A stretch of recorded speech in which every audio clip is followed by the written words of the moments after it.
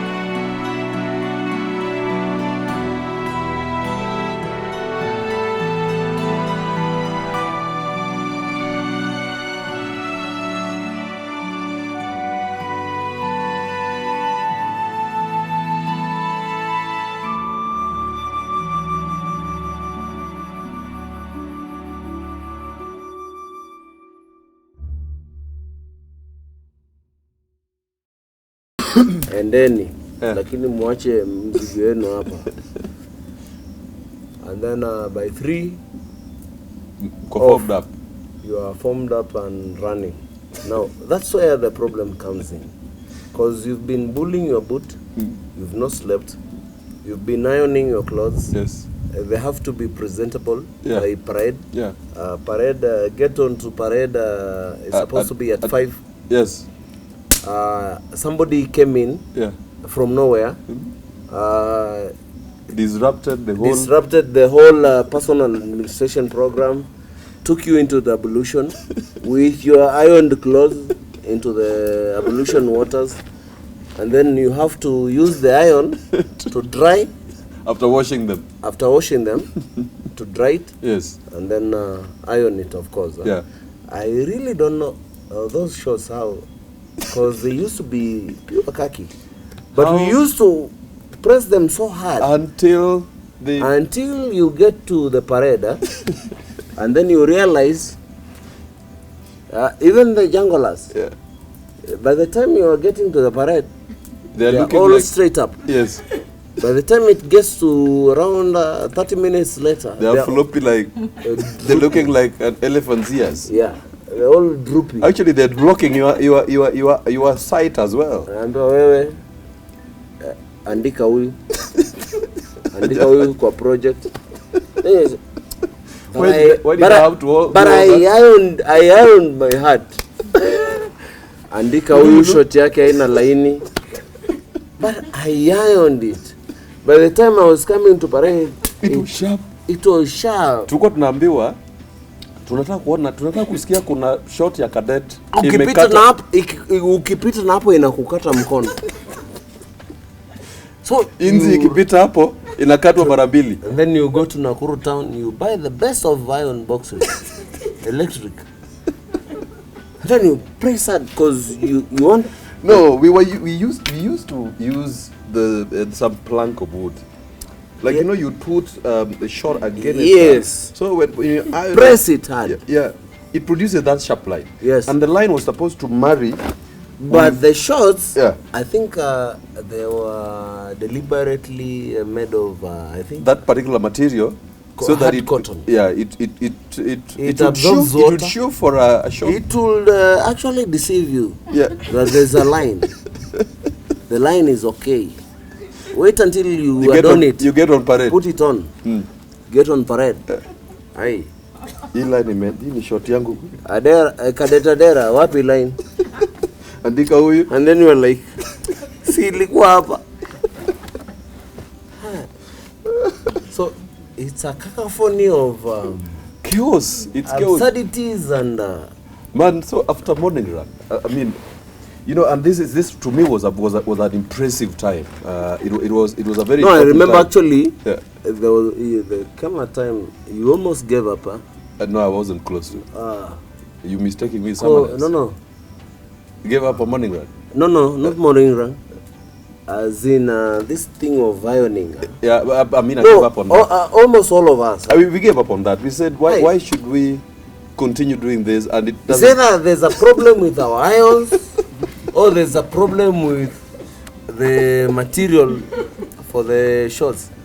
Because how come all of us, you iron your shorts, you actually hang them, and they are so sharp, but you wear them in the morning, you get them red, and then hata instructor anakuuliza wewe ukiangalia hii imepigwa pass, and then you're like No, sir. no sir. You even doubt yourself. No, of course, the instructor cannot be wrong. The instructor is never wrong. Always. Yeah. The boss is right. The boss is right. Yeah. Kadiri tunataka kazi kweli na hii short inakaa hivi. So you don't know whether to say yes or no. Because when you say yes, but you are not doing the right thing. When you say no, it means Utaki kazi. utaki kazi. So I remember we used to say sir, kadiri tunataka hii kazi kweli. Sir. You don't want to be on the wrong. You're on borderline. But it borders even the serving officers when confronted with issues that are dilemma like. Yeah. You don't want to own up. Officer, sir,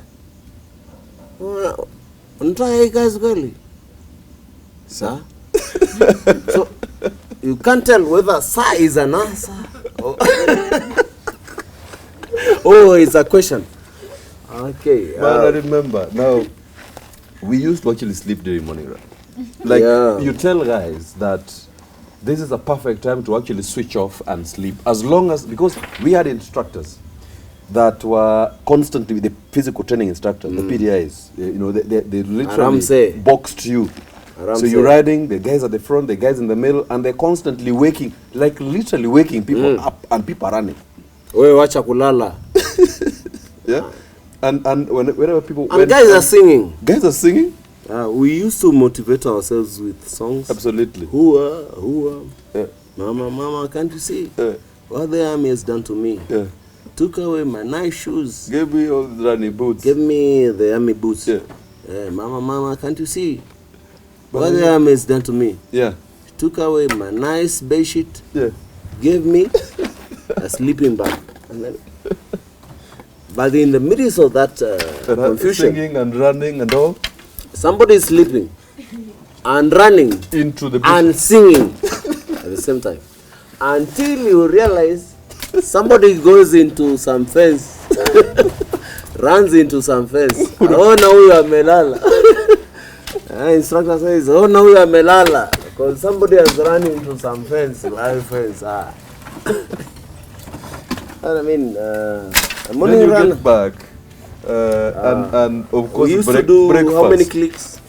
It was about 5-6 Ks to the corner of Abdul Rahman, unless Go to Pastor Moi Forces girls. yes.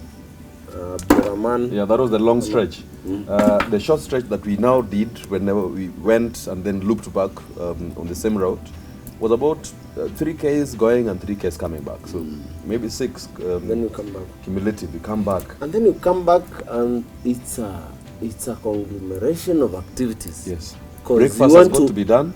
Weapons are going to be done. You have to You have to collect your weapon. Yes. Then go for breakfast. You have to clean your weapon. Yes. You have to go to breakfast. Yes. You have to clean your area Yes. of responsibility. To do final touches on the full kit. You have to get on parade. You have to check on the full kit.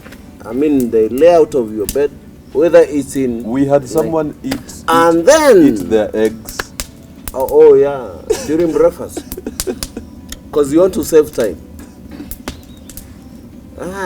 Wapi ile kadeti ya kula mai na maganda?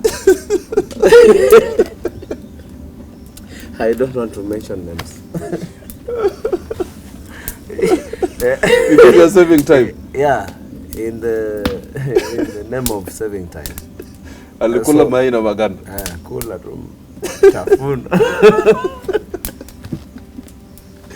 Because I remember, okay, I'm not a fan of hot tea. So you take your tea, pour half, go to the tap, put half water.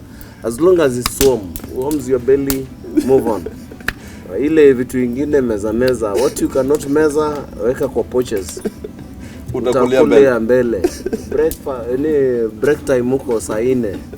So, ikifanywa inspection, uko na mkate kwa pouches. Si ya kununua. Hii ni a breakfast. And then then parade, you know the inspection. I mean, we used to use those Army World War I pouches, canvas ones, yeah, pattern 58. Yeah, pattern 58. Pattern 58. With the bell 58 on 2 pouches on the right, yes, left, and then rear ones. Yeah, 2. Yes. Rear pouches, mestin ikiwa imewekwa na nini? Kwa belt. I mean, okay. I appreciate that stuff. Yes, I mean, what this actually brought out, much as it seemed this very chaotic, a conglomeration of it was activities actually planned to bring out orderliness within a very disorderly environment, and yes, and that is what prepared us for the life that we shared in the life after.